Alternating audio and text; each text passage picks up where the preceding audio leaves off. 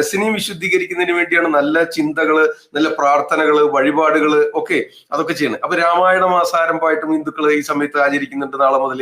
Okay, അപ്പൊ ആ രാമായണ മാസം ആരംഭിക്കണം. അപ്പൊ അതുപോലെ എല്ലാ വിശ്വാസത്തിനും അനുസരിച്ചുള്ള പ്രാർത്ഥനകളും ചിന്തകളും, നല്ല ചിന്തകൾ, നല്ല പോസിറ്റീവ് ചിന്തകൾ, അതൊക്കെ തീർച്ചയായിട്ടും നമ്മുടെ മനസ്സിനെ റിവൈവ് ചെയ്യുന്നതിനും റിവിറ്റലൈസ് ചെയ്യുന്നതിനും തീർച്ചയായിട്ടും പങ്കുവയ്ക്കും. അതുപോലെ തന്നെ നമ്മുടെ ശരീരത്തിൽ വർദ്ധിച്ചിരിക്കുന്ന ഈ വാത പിത്ത കഫ ദോഷങ്ങളെ നിർഹരിക്കുന്നതിനായിട്ട് എലിമിനേറ്റ് ചെയ്ത് നമ്മുടെ ശരീരത്തെ പ്യൂരിഫൈ ചെയ്യാണ്. ഒരു പുതിയ ശരീരം മനസ്സും ക്രിയേറ്റ് ചെയ്യാണ്. അതിനുവേണ്ടി നമ്മളെ നവീകരിക്കുന്നതിന്റെ ചികിത്സയുടെ ഭാഗമാണ് ഈ കർക്കിടക ചികിത്സ. ഇത് കേരളത്തിൽ പ്രത്യേകിച്ചും ചിട്ടയായിട്ട് ചെയ്തു വന്നിരുന്നു.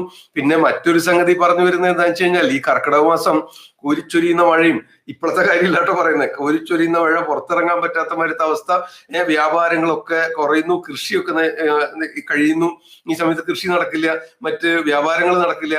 അപ്പൊ അങ്ങനെ സാമ്പത്തികമായിട്ട് മറ്റ് കൃഷി